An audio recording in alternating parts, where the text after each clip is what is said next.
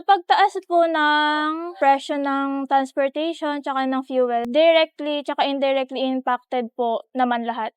What stood out for me is yung sa partner ko or sa boyfriend ko, since nagda-drive siya ng motorcycle. Yung effort niya, considering yung cost, considering yung distance, yung pagod. Ang out niya is 5, ang out ko 6. So, after ng out niya, rekta na siya dito. Biyahe siya for almost 1 hour, which is na-appreciate ko ng sobra. What keeps me going is yung purpose ko po, not just for myself but also for my family.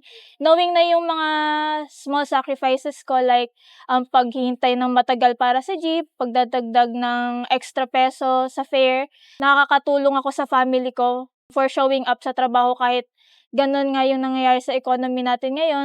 Yung purpose ko sa trabaho, since I have a responsibility, I am a trainer, I'm a leader, I know that agents are relying sa akin. So, it keeps me going kasi alam ko na hindi lang ako nagtatrabaho para sa sarili ko. Nagtatrabaho ako para sa family ko and para makatulong din po sa iba pang colleagues ko dito sa Talalay.